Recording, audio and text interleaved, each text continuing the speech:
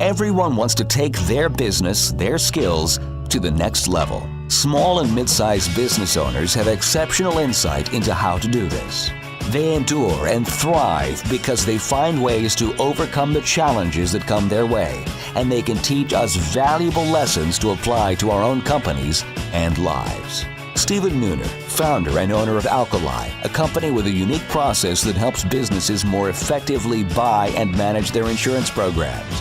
And Bob Gibbons, builder of Riata Commercial Realty, a real estate advisor and tenant advocate, are two prominent Metroplex businessmen who, along with their weekly guests, will ask their and your probing questions, finding impactful solutions that will help you reach for the next level. Here are your hosts, Stephen Nooner and Bob Gibbons. Welcome to The Next Level, Conversations that Propel Business. I'm your host, Bob Gibbons. And I'm your host, Stephen Nooner. I'm really excited to introduce my friend today who's here with us. You say that every week. Manjee. Well, you know They're always your friend. Why are they not my friend sometimes? Well, if you invite some friends, you can prove that you have them, we'd be okay. All right, go ahead. I'm your friend. I'm here every week. I love that. Thank you. You need 4 good friends. I feel much better. Well, Hussain is here, and Hussain is the Chief Success Officer of DHD Films and Video Plus Print. They provide cutting-edge print and digital solutions that change the way brands connect with prospects and existing clients. They employ about 19 people and have an office in the Design District in Hong Kong. Yes, sir. Welcome, Hussain. And if you guys want to learn more about Hussain and DHD before Bob makes fun of me and Video Plus Print, please visit dhdfilms.com and videoplusprint.com. Very nice. There you go, Thank Bob. you. Welcome. Well, thank you both for having me. I really appreciate it, and it's a pleasure sitting down with each one of you. Well, cool. Well, let's get started with what we like to call wisdom of others. Bob, you have a new friend. Did you catch that? Did he call me a friend Well, already? he said it's a pleasure. Oh, it's a pleasure. Well, all right. So Winston Churchill said, "You will never reach your destination if you stop and throw stones at every dog that barks." What does that mean to you, Bob? Well, it means that every little yappy person that gets in my way, I should kick them and get them out of my way. Does that mean you carry a lot of stones in your car? No, I actually love that analogy because you can just see all these little yappy dogs, trying to just nip at your heels or intimidate you or whatever, and just get rid of those little jerks and move on. Stay with your focus. Sure. So is that basically talking about like the shiny object syndrome, or is that kind of like, take the dirt off the shoulders? Probably both, if you can call a dog a shiny object. But. Well, or the squeaky wheel, right? There's a Peter Diamandis quote, ex-Prize guy who said the squeaky wheel gets replaced, right? I like that. So how often do we I wonder in business, how often we let the small and insignificant suck up so much of our energy that we miss maybe focusing on the stuff that can really move the needle. We create our own little dogs. In my case, I allow things either in my own personality or that it's on my to-do list that are, it's the easy thing to do, but not the most important thing to do. Right. I let that take care of, I deal with that first. Sure. That's Right. what I thought. Absolutely. The quote, man. I don't know. Who knows? No, yeah, I that like kind it. of reminds me of the story with the professor, and I'm sure you and your listeners have heard it, but it's about when you're putting the pebbles in the jar. Oh, yeah. And if you put the big rocks in first, and then the small rocks will come in, and then the sand and the water and so forth, you'll fit everything. But it's very often that we get caught up with all the small stuff, and then the big rocks won't fit in there. So that's pretty interesting. Absolutely. So, Hussain, you have a unique distinction that no other Next Leveler guest has had before. That we know of. And that is that you've been invited to the White House to talk about economic priorities in small business. And it was the Obama administration. Sure. So, tell us about that. And the biggest question I have about that is, what did they ask you? Sure. So that's great. And I'll kind of tell a quick story about how that actually happened. So, I was raised with very humble beginnings. When I was 13, I was invited to a camp where we actually went up to D.C. and we got a tour of the White House. And while I'm touring this White House, obviously never seen anything like this before, I'm telling myself in my personal head, I would love to be invited back to the White House. And hopefully before I'm 30, and hopefully as an invited guest, and so I'm basically telling this to myself. I put it out in the universe, and Steve, we were talking about this a few minutes ago about the power of the secret, putting things out into the universe, and sometimes they just materialize later on in life. And so, really, 2 weeks before my 30th birthday, I get this email. And this email is like, hey, you've been invited to the White House. We'd like to have you, along with other business leaders from Texas, come down and talk to senior administration members about economic policies for small businesses. What can we do better? So forth. And I'm like, this has got to be a spoof, right? This has got to be something that's just Can't believe it. And then like, enter your hey, by the credit way, card we need to info do right your there. exactly. We need to do your security clearance. And Send I'm like, $12.95. so, and they're like, hey, email us back and let us know if you're interested and available. We'd love to host you in 2 weeks. And this is like literally, my birthday's in December, by the way, December 20th. So this is an invitation for December 18th in 2013. And so I'm like, my God, this is crazy. This is unreal. So I got the email, followed through, did the security clearance, everything. I was like, man, this is a prank, right? But I got to the White House, got a chance to sit down with 40 other business leaders from around the country, 6 of them from Dallas. There was 2 other folks that I became really good friends with later on that are from Dallas that I got a chance to visit with while we were in the White House. But basically, we were getting an opportunity to meet with senior administration officials from different areas, and this is when healthcare.gov was just getting ready to launch, so they were talking about that and how it's going to impact benefits for small businesses. They were talking about just all the different new policies that they were either recently released or getting ready to release, and how would that impact businesses. And we got a chance, and they basically just sat there and listened to us, and that was a really cool opportunity. So that was the first time that I got invited. It was actually put on by an organization called Business Forward.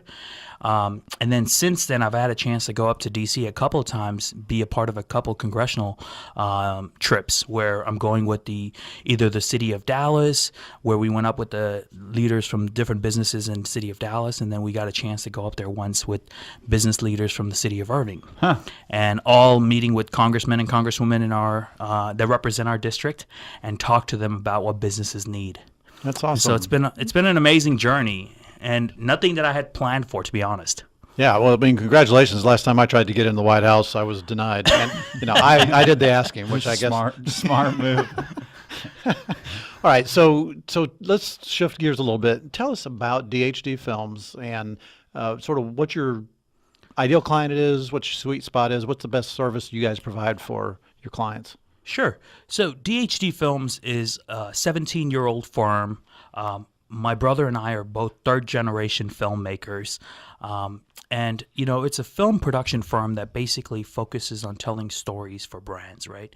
As we know, every company has a story, and our job is to create their stories in a visual form that connects with their prospects and, sometimes their internal audiences when they're talking about culture and so forth. So, my brother started the company 17 years ago. I came on board about 5 years ago to help him scale the business. He's a true artist, a visionary leader, and he needed an execution partner to kind of finish the relationship.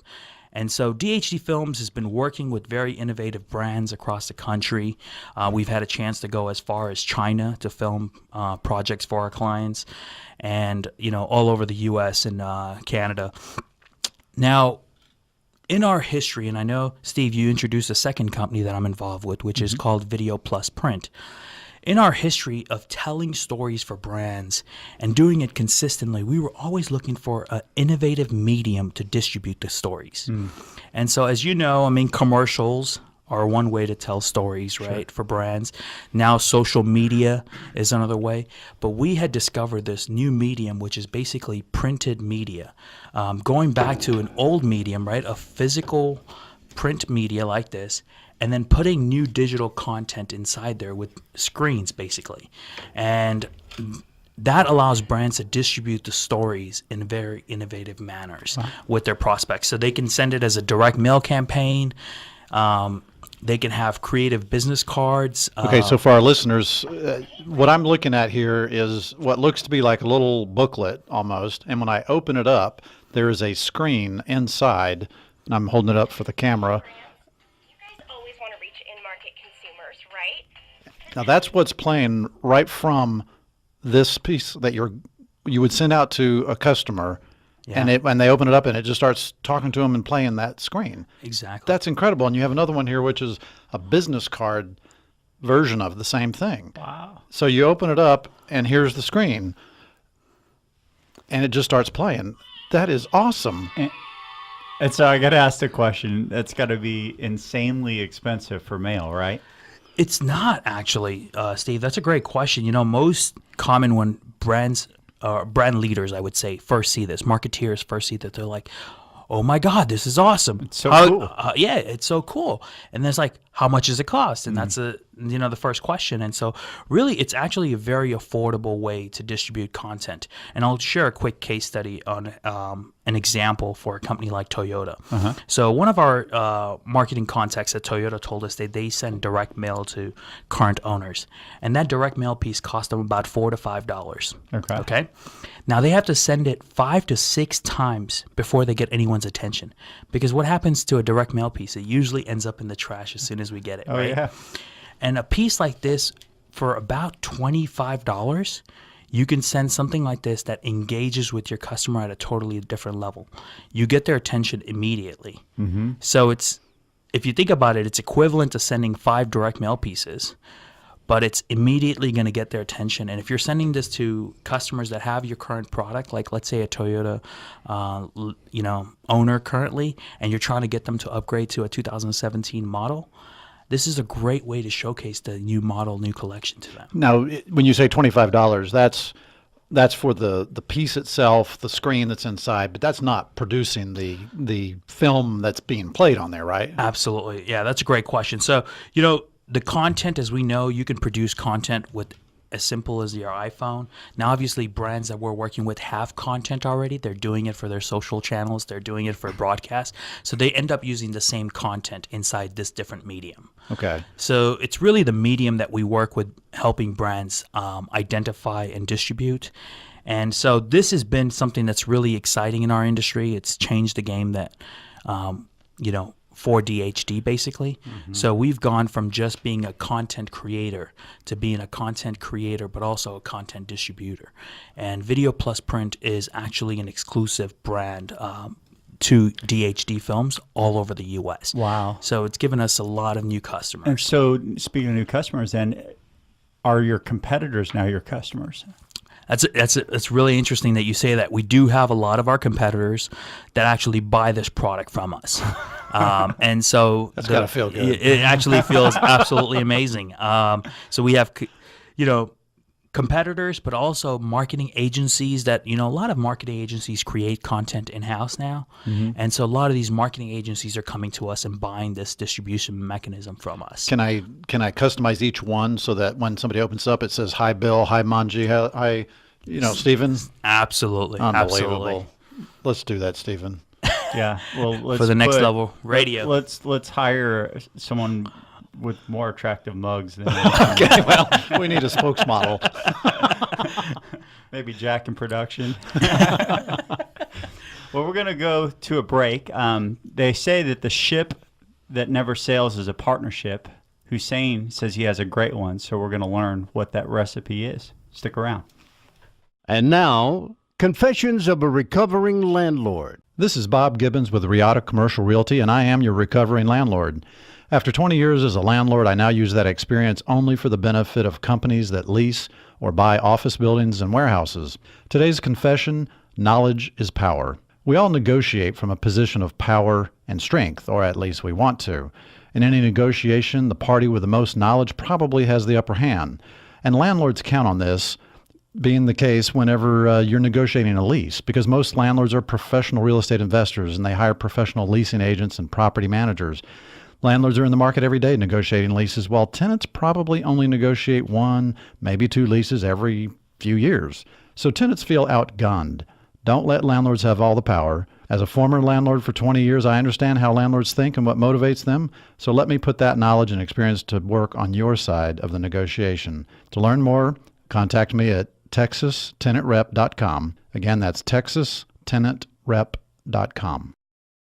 Have you started making plans to take your business to the next level in 2016? Hi, I'm Stephen Nooner, founder and CEO of Alkali. We have a trademark process called the Empowered Advantage that enables CEOs, business owners, and entrepreneurs to more effectively buy and manage their insurance. Before sitting down to make your plans for the new year, here are just a few things to consider. Would you say that you have an actual insurance strategy, one that you can articulate, or have you just purchased a policy here and there over the years? If you have an insurance strategy, was it discussed under the pressure of a renewal deadline or considered earlier in the year to avoid fire drill decision making? If your answer was no to either of these questions, then you may not have the right partner on your team. Visit alkaliservices.com to contact us and take the next step to a bigger and better future. Yeah, this is Tom Hawes of the C12 Group of Collin and Denton County. If you want more information about us, go to c12groupcollindenton.com. I drove all the way to Irving to talk to Bob and Steven. Thought I'd get a gift. All I got was a cup of water. Welcome back to The Next Level. We're here with our special guest, Hussain Manjee of DHD Films and Video Plus Print. And you can learn more about them at dhdfilms.com and videoplusprint.com, and the word plus is spelled out. That's such a great talent you have, Bob. I really appreciate it. One of many. Well, let's get right to it because this just kind of blew my mind. Not only do you have a successful partnership, you have it with family, your brother, and I also learned right before we went on air that you live next door to your brother as well. How does that work? Why does that work?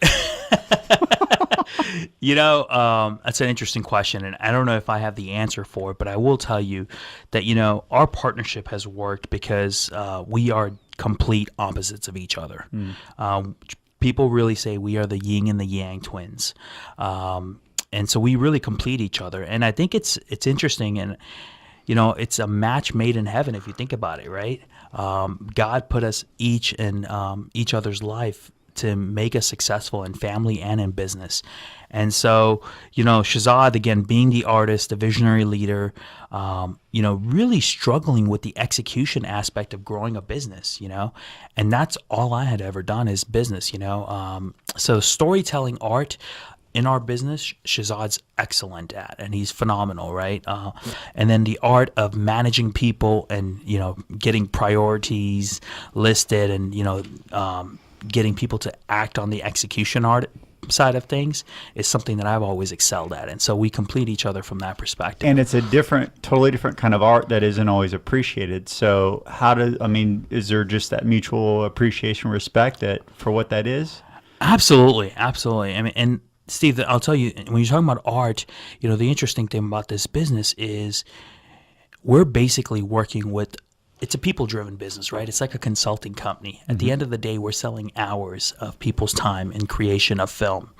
And so for us, and we're working with artists, which are very different type of people to manage. Herding cats, right? So, I had to learn a lot about how to connect with artists and stuff like that, and connect with folks that are really passionate about what they do. And, I'm very passionate about what I do, but I want to get things done, right? On time. Exactly. On time. budget. On budget. Exactly. And artists don't function that way. So it was an interesting learning opportunity. But it's been, we figured out we tweaked the process, let's put it that way, and we figured out what makes us work, and we have leveraged that about each other. We've leveraged each other's strengths. So what do you find to be the most important in that journey? When you came in, did you have to figure out how to manage the customer? Did you have to figure out how to manage the client, the employees? What's been the most effective that you found? Yeah, Bob, that's a great question. I'll talk about an organization that actually gave me a big breakthrough on this, and it's an organization called Small Giants. So when I first came in, I've always been customer oriented, right? It's all about the customer. Customer's always right. We always focused on customer priorities and this and that, and not that philosophy is not right, but something that's interesting that I've learned in the last couple of years is about focusing on your people. And it's making your people your number one priority. And I think the founder of the Container Store says this in his book, but Uncontainable, if you guys have read it, he talks about, if you take care of your people will automatically take care of your customers. And that was a new mind shift for me that I had to get into the understanding of. So for me, I had to, from being a CEO, being a chief success officer, right? Mm-hmm. I had to focus all my efforts on my people and the culture in the organization. And once I focused on the culture and the people, I was just amazed by how well everything else took care of itself. So to all the other operators out there that haven't been through your transformation, what does that tangibly look like? What is the shift? What does that look like? We could probably have an hour-long conversation just about all the different lessons learned, right? But I'll tell you that I'm seeking knowledge everywhere and every time. So I talk to a lot of people, listen to a lot of podcasts, and I started looking at best practices from different organizations, and I started bringing those best practices in. And what I realize is that transformation happens when you do things consistently. And it's doing a lot of the small things consistently. So it's not any major, obviously you got to pay the people well, right? That's important in any business. But people are not just driven by the money. They're driven by opportunity. They're excited about the challenges that you're going to present to them, the client opportunities that you're going to present to them. And, especially artists, they want to do some amazing work. So we had to basically go ahead and I lost my train of thought. I'm sorry. But we had to go ahead and shift the way that I personally thought. I process information. And so I had to bring that information that I was learning every day through programs like the Goldman Sachs 10,000 Small Business or, Small Giants Communities and bring them into my business and execute on them on a regular basis. How did the employees deal with this? Because, my experience has been sometimes when you walk in with a sort of a different way of approaching the business, even when it's for the benefit of the employees, sometimes the employees don't always all agree on that program. Did you see any resistance? Did you see any attrition as a result? That's an interesting question. We did see attrition, and I'll tell you about that in a second. So in 2012, when I first got involved in the business, we were about 6 employees. In 2013, we grew to 18 employees. Wow. And when we grew that fast, the biggest problem we had is we didn't have an onboarding process.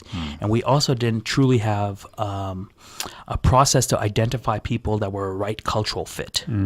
So, we had to take a step backwards the following year. We actually had a lot of people that weren't the right fit for the team leave the team. And some of them we were really happy about when they left. And what we realized, actually, from a revenues perspective and from a business perspective, we were still able to continue growing and doing the same amount of work. And this goes into a mindset that I learned something, again, from Container Store founder. He talks about 1 great person is equal to 3 good people. And so what I was doing early on in life is, and early on in this business, is just putting bodies in seats. And I thought people is what I needed, but really what I realized is I need great people. And that's when we put in some processes around identifying the best talent out there, making sure that they're a cultural fit, using tools like Culture Index that you guys might be familiar with, and then having an awesome onboarding process. And once you get the right people in the right seats on the bus, they're not resistance to your ideas. One thing I'll share, and I'm sure Hussain did make this mistake, just knowing him like I do, but I have witnessed where you get pushback where there's a shift like that is because the business owner will start treating the employees the way they want to be treated. But the problem is the business owner is a different animal than sometimes the rest of your team. And so they're trying to do stuff for them that they would appreciate, but the people that it's not really what's important to them in their worldview. Yeah, give me what I want, not what you think I want. Right. So there's kind of like a disconnect sometimes, and sometimes really I've seen it very well meaning and good intentioned, where the business owners, we're going to do this, we're going to add all this, ping pongs and free snacks and all this stuff, and they'll spend a ton of money, But when we will go in in our work and evaluate their total benefits, we'll find out that the employees rank that way after an extra day of PTO at Christmas. You know? Absolutely. I was brought in to train some guys one time, and they were not told that I was coming in to do this until I got there, and they didn't sign up for that program. I mean, I was coming in saying, "Good news, boys! I'm going to teach you how to go out and get your own business." Well, they didn't want to go out and get their own business. They wanted to ride on the coattails of the older guys that had been there a long time. You got to get the buy-in, right? I Absolutely. mean, within a few months, they were gone. Yeah, so the buy-in is very critical, and you guys nailed it when you talked about that. I think for us, what we've realized is the importance of communication and having a constant loop of communication. So we're constantly, we have an all-hands-on-deck meeting every Tuesday, and we call it a Treat Tuesday. And in that meeting, it's a platform for anybody and everybody in the team to recognize each other. So we have superstars that get recognized in the week. And then they have an opportunity to share best practices. What do we do really well this week? Where do we have opportunities to improve?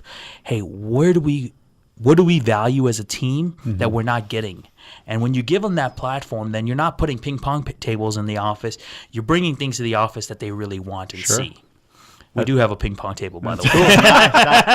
But hopefully they wanted it. Yeah. If not, there's always the other golden rule. Exactly. Pay with the gold makes the rules. So I wanted to ask real quickly, congratulations. I know you're a new father. And I know that you had shared that you've gone through a little bit of transformation from workaholism to something new. So give me a quick before and after in the day in the life for you.